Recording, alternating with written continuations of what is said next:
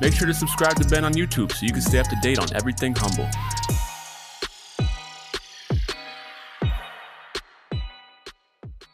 So today we got a really cool conversation. We're talking about an amazing story, and you guys know how much I love stories because a lot of times we're looking for some inspiration. We're looking for something that we can draw on, some power where we can take some action and do something significant with what we have. So today's going to be one of those days, folks. So get excited, get ready. Today I've got a cool dude. I met this guy a while ago at a mastermind.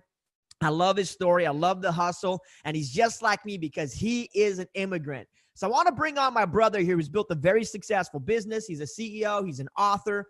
And he's done some really cool things in the last little while. And I'm going to bring on my brother, Mr. Victor Maya. Welcome to the show, my friend. Here we go. Bring him on. Boom. Hey, dude. How you doing, man?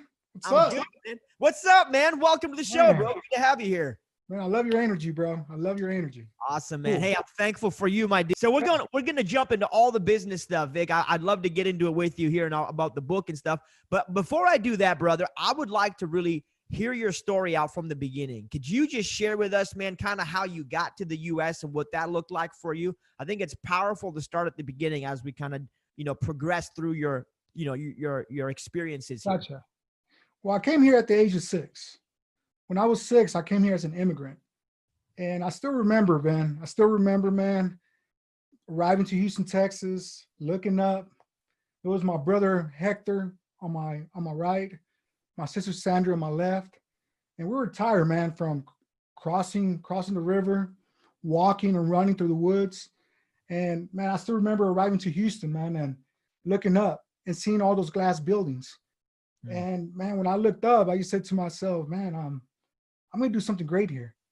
I'm going to do something great here, because I never knew why I wrote that, Ben. I never knew why did I say that until when I was 32 years old. One time I was journaling. My wife calls it my diary, because she just likes making fun of me. But I was writing and I said, duh, Vic, come on, man. All you knew was taking showers with a cup and a bucket, man. Come on. You were shocked. Like, you saw glass buildings and you saw an opportunity here. And that's the thing, man. When I came here as an immigrant, and my mom, she always had 2 or 3 jobs. And one of those jobs was working at a bar. So it really hurt me, man, seeing my mom every night coming home 1 a.m, sometimes 3 a.m, smelling like smoke. And, I always had to write out, like, man, a master plan. So one time when I was 10 years old, I heard the door open and I went running to my mom saying, Mom. And she said in Spanish, ¿Qué pasó, mijo? I'm going to teach you some Spanish today. All right? Let's go, man. ¿Qué pasó, amigo? That's all right. Keep going, though. This is awesome. No, so when she opened the door, man, she's like, hey, what happened, son? And I'm like, hey, Mom, I need 2 luggages. I need 2 pieces of luggage.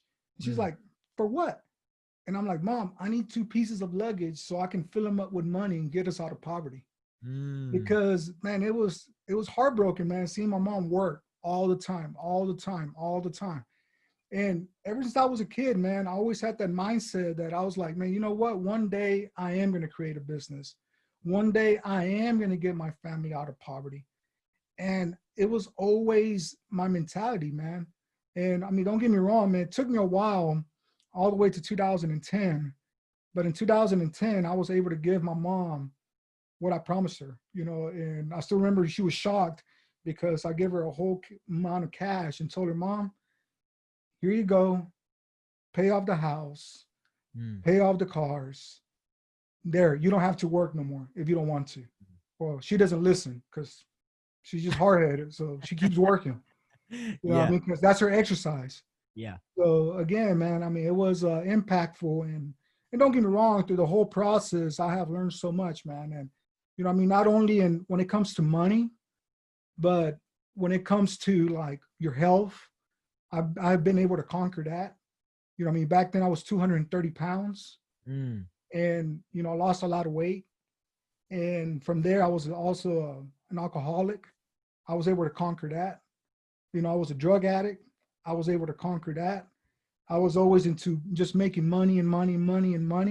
I was able to conquer that. And I'll tell you this, Ben, I make more money now being more focused on how am I going to serve people and how am I going to help than back in the days when I was more worried about myself. You know, when I was worried about myself, the most I ever made was maybe $250,000. That's it. Now it's like, I'm more about, hey, how can I serve you? How can I help you? Like today, when I was out in the office buying everybody Chipotle, they're like, dude, I mean, how we're going to pay you back? Like, you don't got to pay me back. This is how you pay me back. Just take care of yourself. You know what I mean? Don't worry about it. And that's the culture that we have built in business, man. It's, you know, as a leader, I have learned how to serve my people. And I mean, people always ask me like, dude, what are you doing, dude? What are you doing in your companies? And I'm like, look, man, I'm going to show you my number one weapon. Those like, what is it? My culture. It's my culture, man. My number one weapon is my culture. And I mean, you and I, when we met, that's what they were talking about at that boot camp, was about culture. That's right. And I felt so good. It was like a aha moment because my culture was already there. It was already there. It was intense. Everybody hold each other accountable. And I mean, that's what I learned in life, man. And, you know, you talk about a book. That's why I wrote that book, Conquer, because I said, you know what? I'm going to put all my defeats there. You know, if I'm going to boast about something, I'm going to boast about all my defeats, all my struggles, so I can help another individual that's maybe struggling with that. Maybe they're struggling with depression, especially right now, conquering the crisis, you know. It's maybe they're struggling with depression. Maybe they're struggling with their body, with their health. So I put all my systems and everything that I have learned in that book. And I'm like, here you go, man. Here goes the recipes to how I build a cake. You know what I mean? That's it. And I mean, that's why I took the time to write that book. And you know how hard it is to write a book. It's not easy, man. It's not easy to write a book. We came to Canada in 1991 with nothing but a will to thrive. They risked everything they had, left behind everyone they knew. The only way out of the country was illegal, and the risk was huge. I adopted the mindset that my parents had of faith and vision for my life. You see, they helped me understand that you get to decide what happens in this world. By the age of 30, I became a millionaire. I refused to accept scarcity, limiting beliefs, or someone else's excuses. So you want to know what the secret is?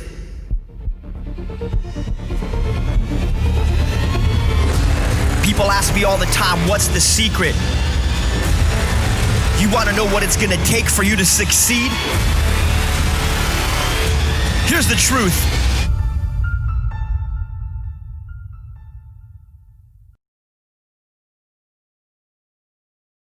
Let me touch on something you say, man, because there's some powerful lessons here when we extrapolate what you're talking about, man. So First of all, you come here as a 6-year-old kid. The fact that you remember that must have been a very, you know, impactful thing for you as a young boy to come over here and be able to look at that and say, okay, I'm here. And you saw glass, right? You saw glass buildings like, this is where I'm at. I'm going to make something of myself here. And I think just recognizing that as an individual at any age, 6, 10, 20, 30, whatever it is, saying, I'm going to make something of myself.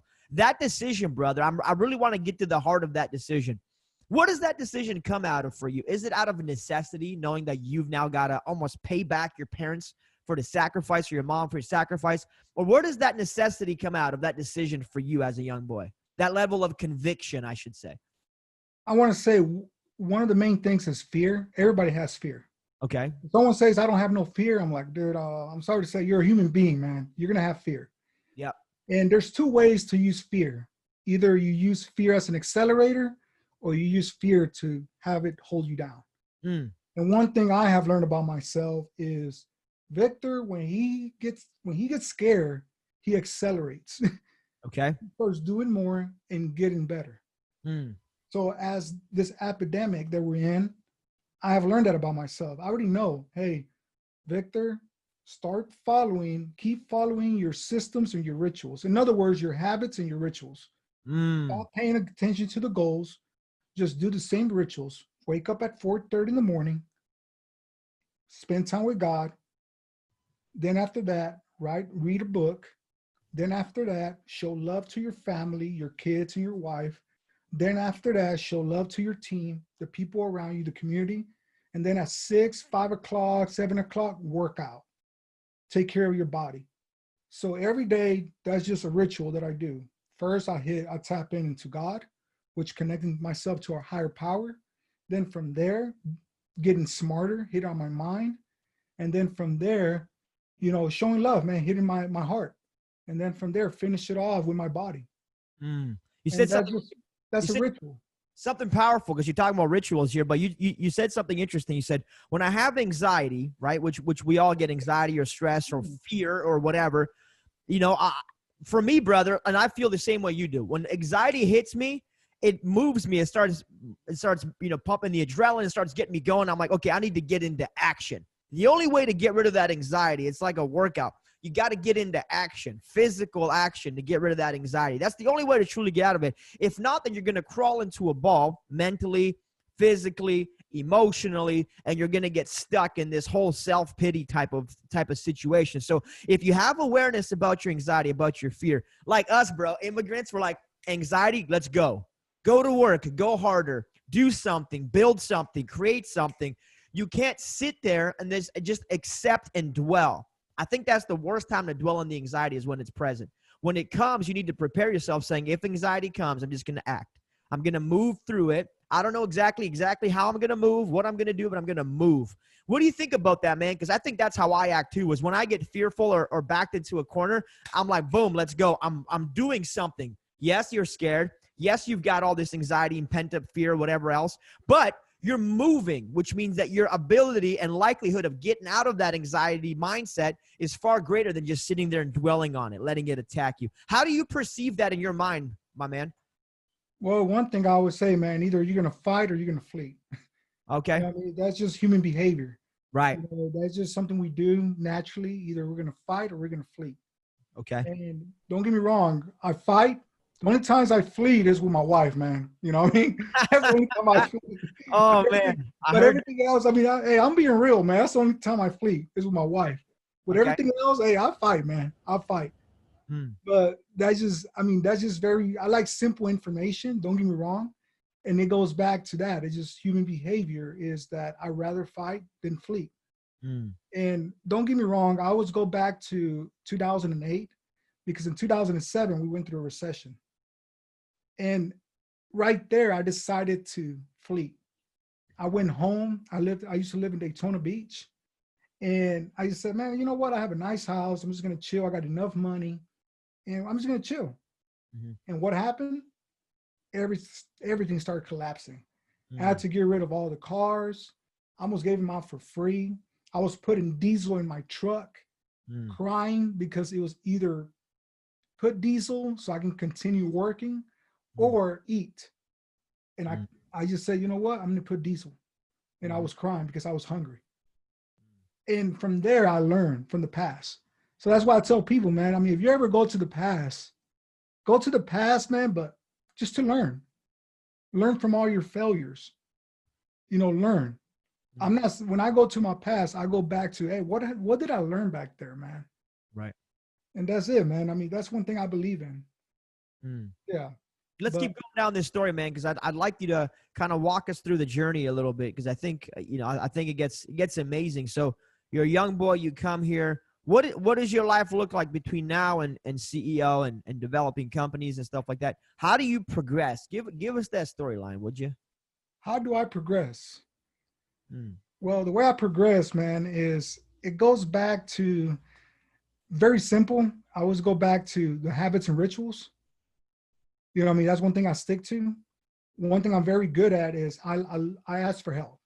Okay. Because I understand there's people out there that are, like, again, smarter, faster, and better than me. I got mentors, and that's how I progress, man. I'm not afraid to ask for help. I'm not afraid. When I need help, like going back to the book, hey, I needed help. I needed help from editors. I needed help from people that has written books. I reached out to authors, and they helped me out. I went back to a good friend of mine, Coach Burt, and he taught me, like, hey, this is the way you're going to do it. You got to create a concept. And then he taught me all that. And it goes back to that, is that you can't be afraid to ask for help, man. That's one thing I have learned. You know, I mean, I have many mentors. I spend a lot of time with mentors. And every time I have a question like real estate, I don't understand real estate that much. But I got friends of mine that own a lot of real estate. They own 8 million, 10 million, 12 million square feet of commercial real estate. And every time I have questions, I go to them. Hey, man, what's a triple net lease? And they start just educating me on it. So again, I mean, you can't be afraid to ask for help. And, I mean, that's one of my biggest strengths is I'm not afraid to ask for help, man. Dude, you humble, man. You humble. That's what it is you understand that, you know, and I share the same sentiment with you, my brother, is that, you know, I failed math a couple of times when I was younger and I wasn't necessarily the brightest kid, but I was okay asking for help. Yeah. You don't have to be the smartest person. In fact, people that are overly intelligent, they developed almost this complex, this pride, where they're afraid to ask for help. They're afraid to, you know, kind of get vulnerable with people. So I just don't know what I don't know. But I think when you do that, it unleashes something powerful for you that really helps you move to the next level. So tell me, man, like, how does this tie into your book, Conquer? Walk us through, why did you write the book and what do you hope to accomplish with it? Well, you said accomplish. The biggest thing is help another individual. You know, that's why I wrote it. You know, I wrote it so I can help another individual. Maybe there's somebody out there that might feel like, hey, man, I can't do this. You know, I can't do this. And then my book is telling you, like, hey, dude, this guy did it. You know, he came from nothing.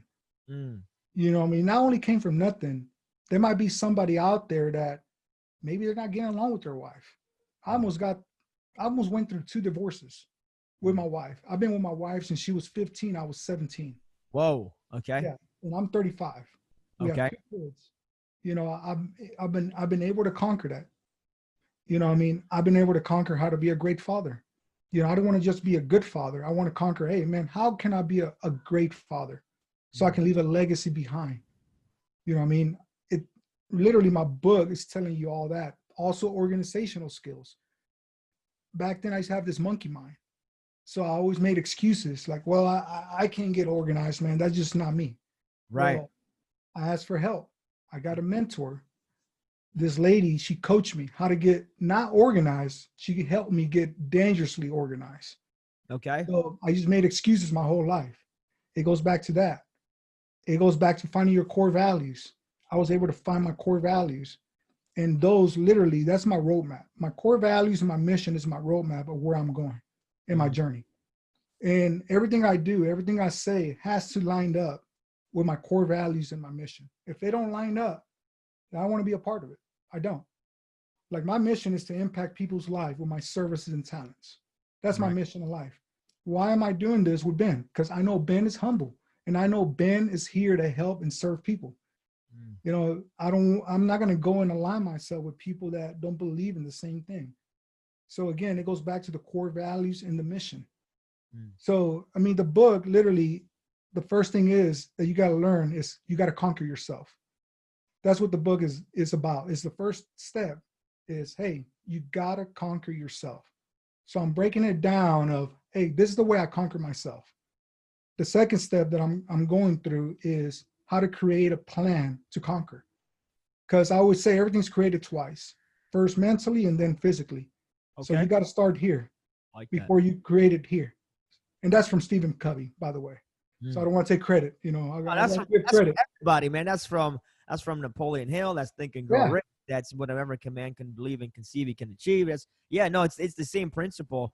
You know what's interesting about, as I'm listening to you speak here, I'm just thinking about the whole value thing, right? You're talking about values and core values, and you know, something I noticed about us immigrants, brothers, like we come here with this sense of family, this very much attachment to family, and there's a lot of value in that family component for us. Where maybe people that maybe are born into, you know, Canada or the United States, they might have strong family ties, but they haven't gone through those experiences where maybe they fled a whole country, have left everything behind, everyone they know, and have landed in a new place, a new settlement with that family. So I think there's a special bond that happens with immigrant families. And it's almost like the core values are with you your entire life. You know what's important to you.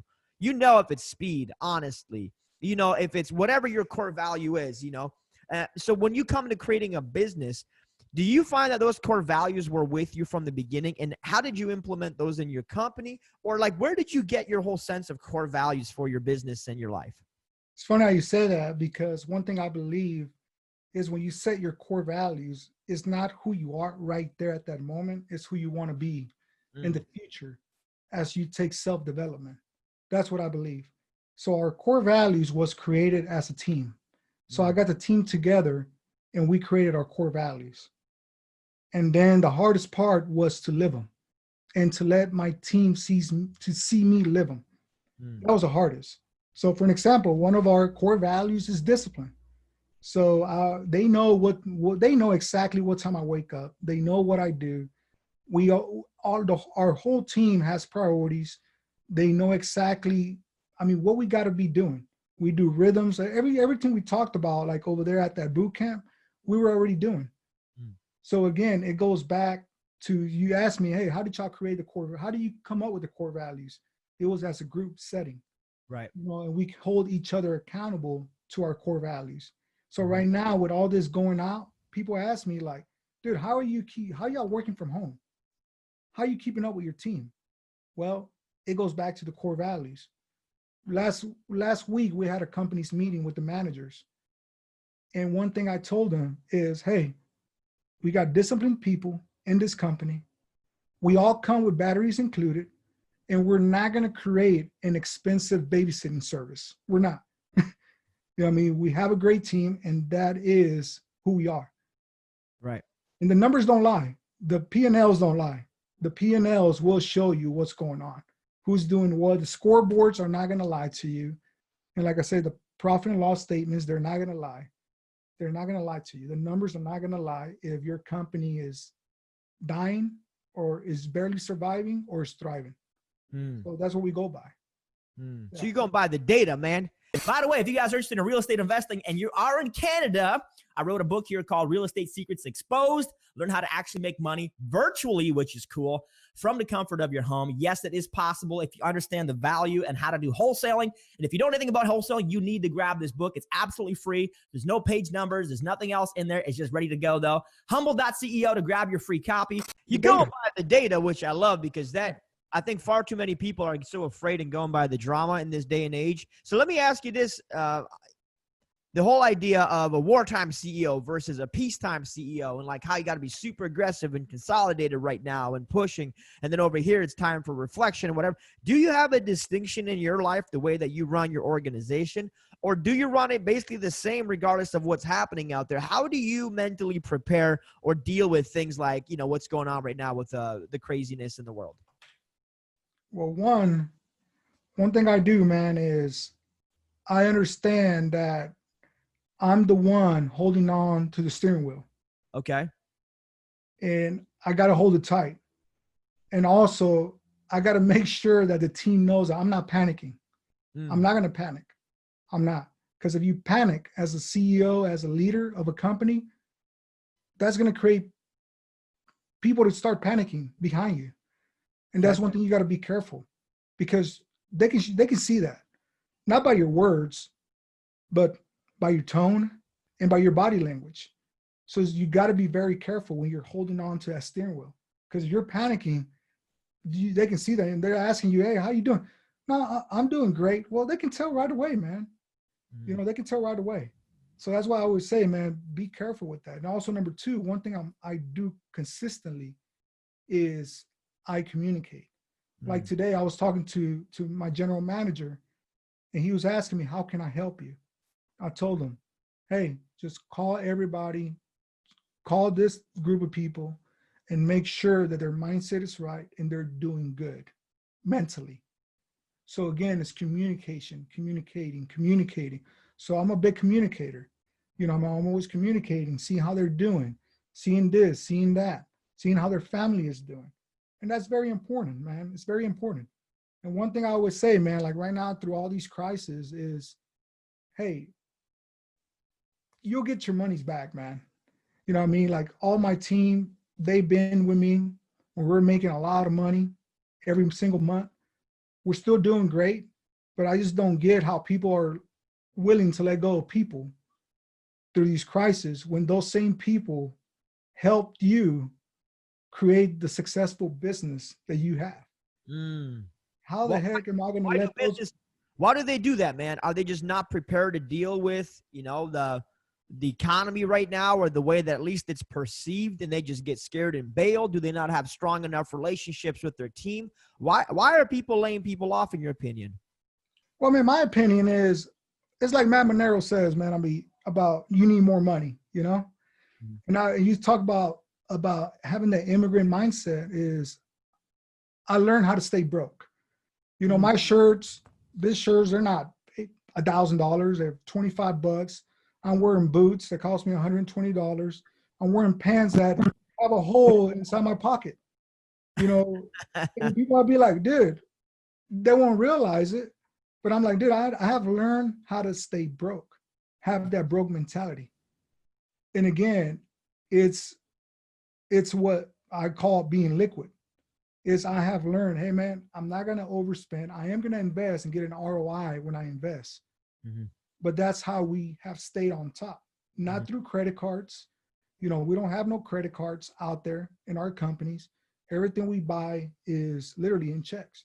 People might not agree with me. They're like, dude, you should leverage.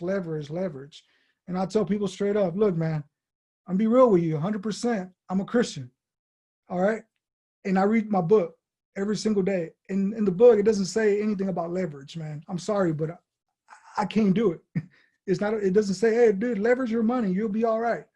What the word talks to me and teaches me is, hey, Vic, hey, son, hey, remember, if you start borrowing, you're going to become a slave to the master. And that's how I learned and kept my company going, man. And I know some people are not going to agree, and I'm okay, man. Everybody has different opinions. But to me, I mean, hey, this is the way I have built my businesses, and it has worked for me. The properties that we own, our vehicles, all our equipment, everything, our liquid, hey, we're okay.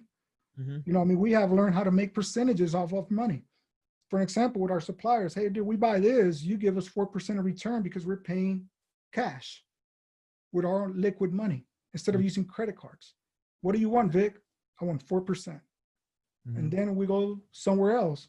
I want this much. So out of my own money, I can make 7% off of every dollar I spent.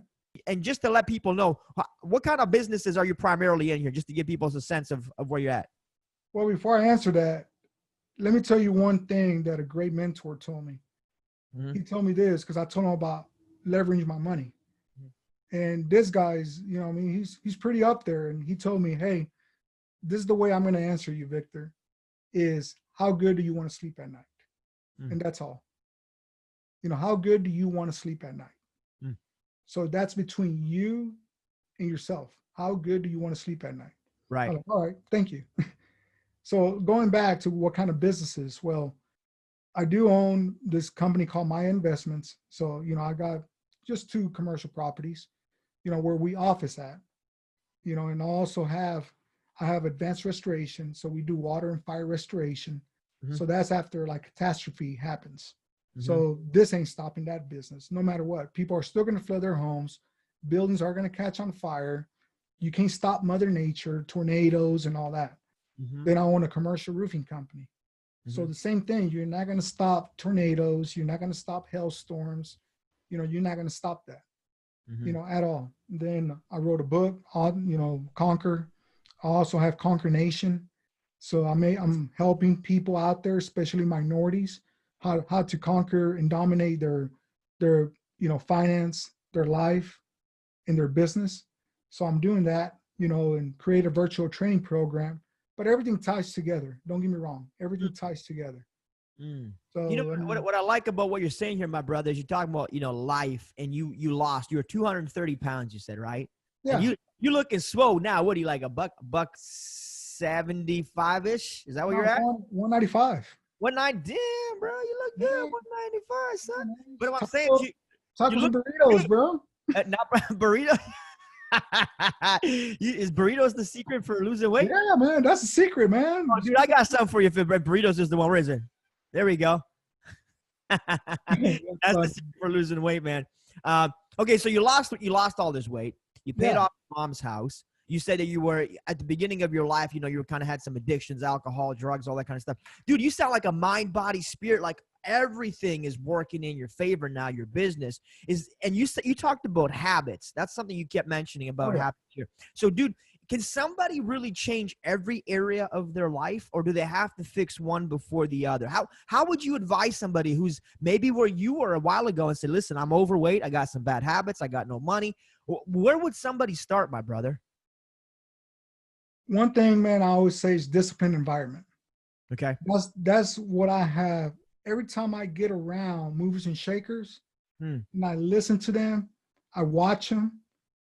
That's one thing I have noticed is that they know how to create a disciplined environment. So it's like, for an example, I don't know where you're at right now, you know, but I'm pretty sure if you pay attention, everything is a disciplined environment. You don't have candy all over the place. You don't have alcohol all over the place. It's a disciplined environment. You know, it's like I always tell people, man, you got to pay attention to your environment, because it's like you take a person, you put them in a church environment, they're going to put their hands up.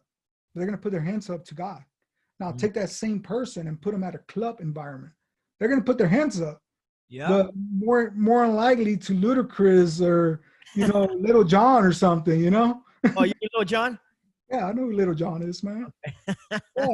Yeah, but you know what I mean? It's all about disciplined environment. That's one thing I have learned is that people that you see that they talk about perseverance and all this willpower, one thing that they're very good at is creating a disciplined environment where they don't have to use willpower. You know, that's one thing I have learned. So I'm like, you know what? I want to create a disciplined environment too. So when I wake up, all my books, everything I'm going to do is on my counter of my kitchen. So it's a disciplined environment. There's water and there's black coffee. There's no candy. There's nothing that is going to make me so like, I want this. I want to have this. So one thing I have learned is how to create a disciplined environment.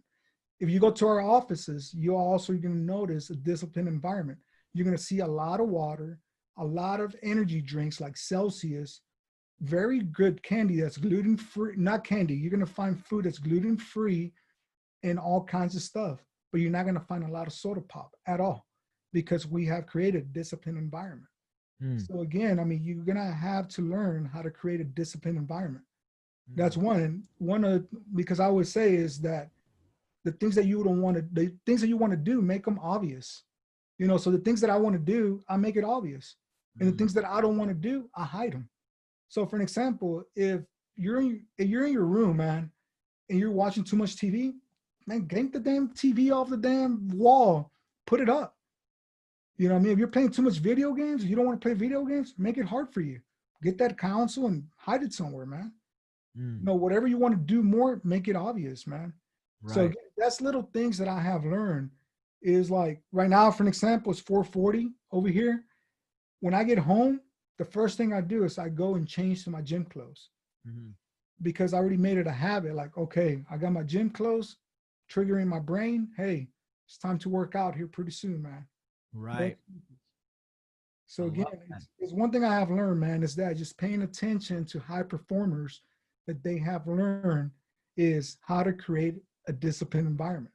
And I can break it all down, man, go into all these psychology stuff, but with data, but I'm like, you know, I don't want to take it all there, man, with talking about happy chemicals and all this other stuff people have taught me. But let's touch on something that you're talking about, man, because I think it's really powerful. You're helping me think over here. And so we have a limited amount of willpower in our brain, right? That's the way I see it. And I think you could probably agree with me there. And every day you're going to deplete that willpower until it gets to zero. That's why people make bad decisions when they got no willpower. So by the end of the night, you're tired. You've made all these decisions. And now you can reach for that extra beer, 6 beers, candy, food, bad, you know, whatever's going on in your life, addictions, problems, stuff like that. You're like, oh, you would never reach for those 6 beers at 9 a.m. when you're getting up and fresh because you got all the willpower. But I love what you're talking about. You said basically save your willpower by creating a controlled and disciplined environment. So if you don't want to even have to think about the candy, don't have the candy there. If you don't want to think about going out to the bars, then book a workout at 9 o'clock at night where you got to meet a trainer at the gym at 9 o'clock. So it's not even part of your regimen. So it's powerful what you're saying is save that willpower, save those decisions for things that truly matter.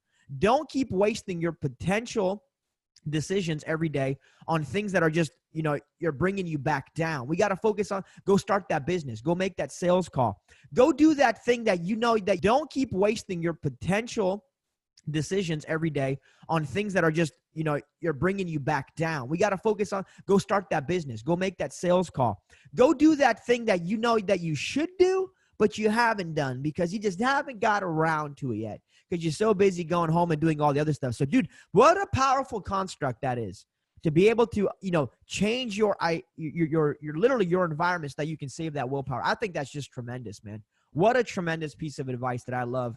Can you touch on that a little bit further, man? Because I love for you to iterate on that piece. Well, I'm going to start talking about data now. Give us some church, man. Come on. We need some church right now. This is what a good friend of mine who's studied psychology taught me. Okay. And they told me, look, the thing is that when you're making your decision making, that's on the prefrontal cortex. That's the front of your brain. Mm-hmm. Just on food alone, you're making over 400 decisions a day. 400. Just on food alone. Okay. So if you think about it, in the mornings, you're not making those bad decisions about what am I going to eat? Yes or no, yes or no, yes or no, yes or no. And if you ever log what you eat, you're going to notice that all your bad things that you're eating is in the afternoon. Like you said, beer, candy, things that you don't want to eat, hamburgers, tacos, burritos. Mm-hmm. That's the problem with the prefrontal cortex.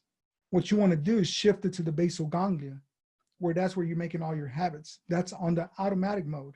Okay. That's when you wake up, you go and pee. That's shifting to your basal ganglia. That's literally like your habits. And that person told me, what we're going to do is shift. We're going to start doing the things that you don't want to do in the morning. Are the hardest things that you don't want to do, like making those phone calls, you're going to have to do them in the morning. Right. Writing your book, you're going to have to do it in the morning. Mm-hmm. Then I wrote my book 30 minutes every single day in the morning between 4:30 and 7 a.m. because it's hard. So I wanted to use all my energy in the morning. So that's one thing I learned, that the things I don't want to do, I do them right in the morning. Like by 11 a.m., I'm done. Literally, I'm done with all the things that are going to be productive, that's going to make an impact, not just in the company, but in everything else. And the things that I don't want to do, the things that are fun to me, like this is fun to me. Man, I could do this all day. Come on. Talk to somebody, because that's my personality. Right. I'm in ID. I'm in ID. Look at the business lesson. I'm in ID. So again, the things that I want to do, I'm not a data person. Right. I'm not a data person. I'm not a person that's writing, that's writing, that likes to read books and all that. I used to do them in the morning. Now I fell in love with it. Don't get me wrong. Can you hear me right? Yeah. Beauty. Okay. Beauty. Right. So you just do everything in the morning before 11 o'clock, right? If you get it out of the way in the morning, then it's less things you can do, like you need to worry about in the afternoon. I love that, man, because now you're talking money, sheet, and parking lot, something that we talked about, which was make a list every day of the things that are the most important revenue drivers. Make sure they hit maybe your core 5, your mind, body, spirit, relationships, and business, right? Get those done every day. And if you get them done first, kind of like that book, Eat That Frog, the afternoon, you can do whatever you want because you already knocked out the important things in your day. But if you leave it all until the end of the day, the problem is you're going to be in a depleted zone, and then you're less likely to go and do it. Now, I'm not saying it's not impossible. Like, you still can do it in the afternoon if you needed to. But the problem is you're less likely. So I think know thyself. Know yourself, man. Like, if you suck at waking up early, like 4:30, dude, that's awesome. But not everybody, honestly, not everybody's going to get up at 4:30. As much as they may want to do it, they can't do it. They got obligations, kids, whatever. You know what I mean? But I think just it's important to do it before you wake up, when you wake up, before you go to bed, get it done somewhere in there. And the sooner the better is I think what I can create from that piece that you're talking about. Well, one thing I always do, Ben, is let's say when I want to create a good habit, like running. Let's use running for an example. You're not going to say, hey, man, I'm going to go run a marathon. That's freaking hard. That's very hard. Yeah. What you're going to say is, hey, I'm going to do it very easy for me. I'm just going to put some tennis shoes on. Come on now. And very good. Very easy. And then from there, you take it to good. You're going to start putting your gym clothes on. Then from there, you're like, all right, now I'm going to make it moderate. I'm going to go run for 10 minutes or jog or do something for 10 minutes. And then from there, you can go, hey, I'm going to run 5K or whatever. And then from there, you go and run your marathon, man. But people make it too hard for themselves. And then they're like, oh, man, I suck. You know, I'm a loser. There, I'm going to go eat now. Yep. You know, I'm going to go eat because I'm a loser. I'm sad now. And that's one thing I learned, that I have learned how to make things very easy, man. And people make it very hard. Like for me to do this, at first it was hard. Like, oh my gosh, what am I going to say? What he's going to ask me? Back then I used to get like that. So I used to be like, all right, I'm going to make it very easy for me. What can I do? I'm going to start recording myself with the phone, seeing how I sound. Right. And from there, I made it easy, and then moderate, and then hard, and then very hard, to the point where now I can speak on stage and just be myself. Right. But again, people start very hard, and then they get all, man, I suck. I'm a loser. Right. And they go and do the things that they don't want to do. They're cute. The smoking, the eating, they go and do the cue. And then they get into that habit loop. Then they have a reward. And then, you know, the whole habit loop just gets created. That's another story, man, when it comes to psychology, that, again, a friend of mine, you know what I mean, they hit me hard on that. You know what I mean? They hit me hard on that. They're like, nope, your habits are, they suck, man. Stop paying attention to the goal. Pay attention to your habits. Yeah. Let me ask you this, man. Let's just take it back a little bit as we kind of move forward. Yeah. Like your story, your journey a little bit. I'd be curious to know, like, so, you know, you're a young man. Could you just walk us through your story a little bit from there to how you got here today? Maybe so we can understand and dissect some of these different concepts that we're talking about and where they became super obvious to you or relevant to you. Well, I'll give you an example, man. I mean, what can I talk about? But I mean, I can talk about almost anything, man. When it comes to what is something you see a lot of people struggle with? Is it using drugs, alcohol? What is it? Cheat on their wife? What is it? You know, that a lot of men struggle with. Yeah. Well, like you talked about it, weight is a big one, and an addiction to something, television, addiction to food, whatever. At what point did you conquer that in your life? Like how old were you? 2013 is when I want to start conquering, especially my body. Okay. And I'll tell you why in 2013, because that's when I gave my life to Christ. You know, that was in 2013. And I was 230 pounds. Okay. I was 240. And, you know, I was addicted. And that's when I started reading. And what scripture taught me, man, is like, hey, man, I'm sorry to tell you, but your body's not your own. You know, there was a price being paid. And from there, I was like, you know what? I'm going to start working out. And don't get me wrong, man. Now I go and put both together. I put scripture together with science. And some people be like, dude, why you got to mix it together? I'm like, well, dude, just in case, it depends who I'm talking to. And I want to know, you know, who I'm talking to. What about that person that doesn't have faith? I'm okay with that. I don't care if they believe. I don't care, man, if they believe that their dog is God. I don't care. I still love them. I still care for that person. That's just who I am. But it goes back to that is you're talking about weight. Well, when it comes to weight, again, I had to get a mentor. I got a coach. You know, I hired this guy named Steve Clausen. He was the official trainer for the Thunder Girls. And, well, I didn't hire him. He found me, literally. And he kicked my butt, man. You know, and I would say, man, put your, you know, when you pay for things, because I paid him. I had to pay for him. And I always tell people, man, put your money where your mouth is. I promise you this, when you pay for it, it's not for them, it's for you. Because when you pay for it, you'll take it more serious. So for an example, where I met you at the boot camp, whatever money we threw there, it was not for them. It was for us because we have skin in the game. We just invested 3 G's plus the flight, plus this. We better execute because it's not for them, it's for us. So that's one thing I have learned how to do. When I want to execute something, I'm like, here goes 40 G's. Here goes 100 G's. Here goes 50 G's. He'll be like, dude, you're paying too much money. I'm like, well, dude, it's not for them. It's for me. Because I have skin in the game. It's costing me money. Now I better do it because, again, I'm going to take it serious. Right. So when you say about weight, that's how I did it, man. Literally, I started by hiring someone that's going to teach me, a personal trainer. Also, when it comes to mentally, my mentally state, I wasn't like this all the time, man. It was through a coach. A coach taught me mental focus. He taught me how to work the whole person theory, the mind, the heart, the body, the spirit. And I paid a lot of money to that person. So he can teach me all that. One thing I would say, man, is I always watch on the 3 different groups that I hang around with. The one I always watch who's in proximity to me.